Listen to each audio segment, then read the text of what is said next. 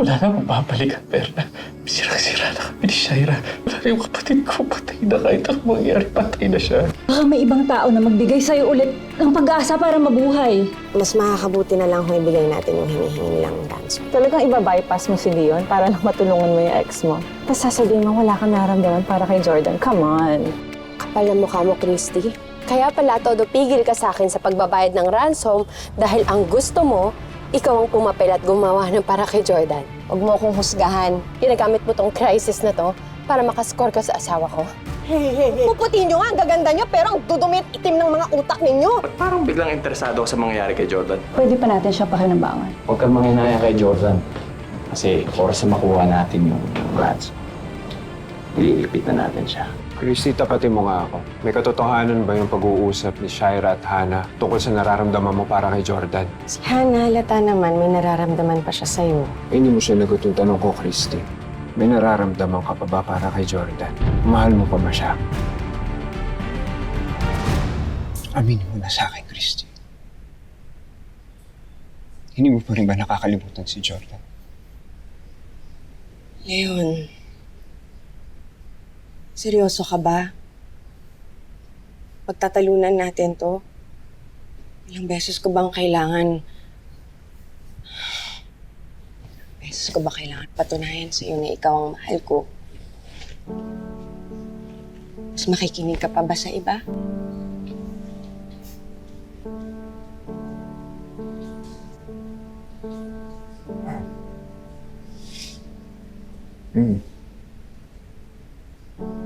Alam ko na mamahal mo ako, Christy.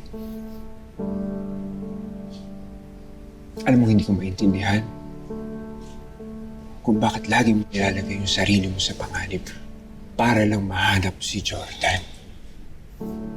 Sino pang tutulong sa kanya? Ako lang.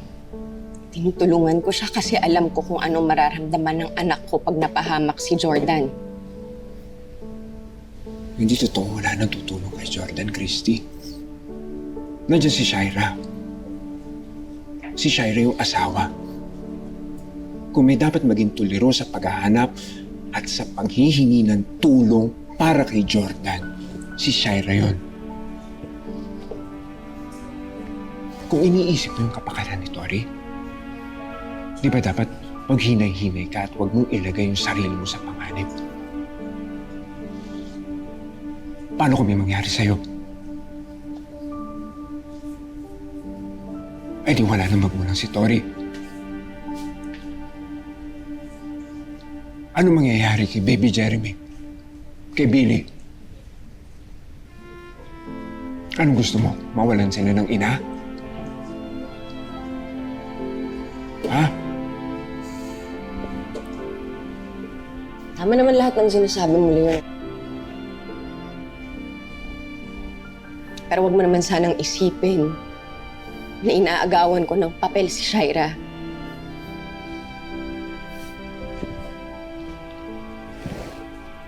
Huwag ka na rin mag-isip ng iba pang rason kung bakit ko to ginagawa. Kasi ginagawa ko to dahil gusto kong tulungan si Jordan. Yun lang yun.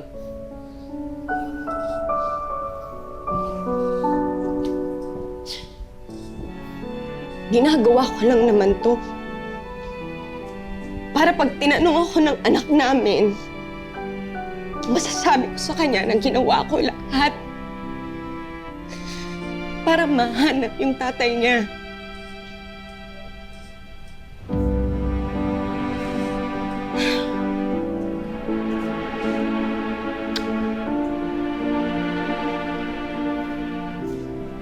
Ito namang delikado eh.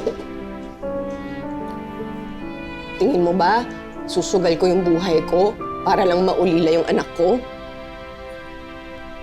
Tingin mo ba, lulusob ako sa panganib ng walang plano? Di ko yung gagawin sa anak ko, Leon. Lahat to para kay Tori. Kung paghahanap ko kay Jordan, para kay Tori to. Kaya tulungan mo na lang ako.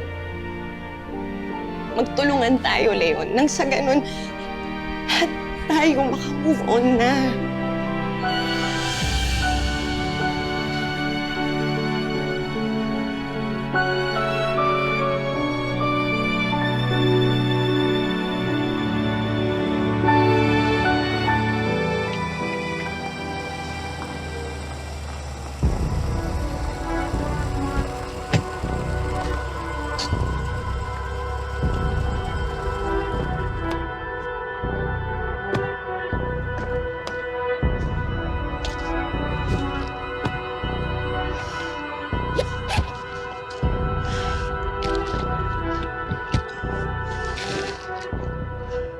Shaira, wala ka bang tiwala sa akin? 3 million yan. Pasensya na kayo, Mama. Kailangan ko lang makasiguro na everything is in place kagaya na napag-usapan natin. Sigurado ka ba sa gagawin mo?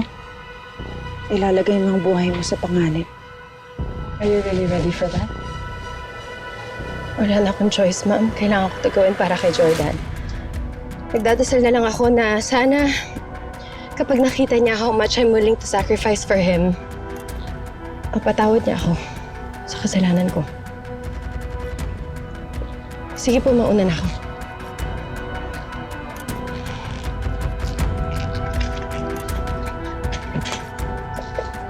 Well, I hope everything goes smoothly then.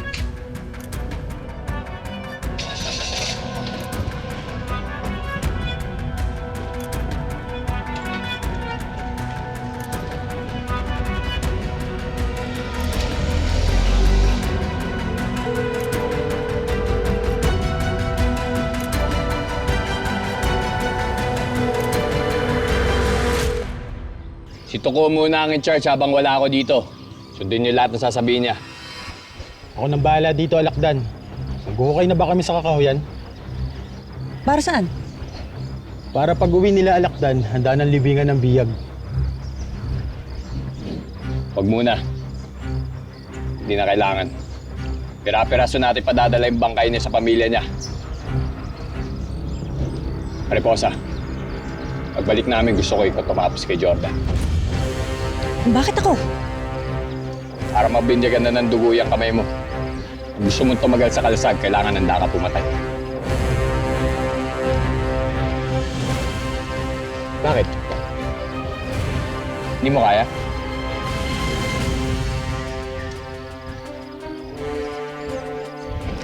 Ako pa? Sisiw lang sa akin yung Alakdan. Miching, tara na. Kilos!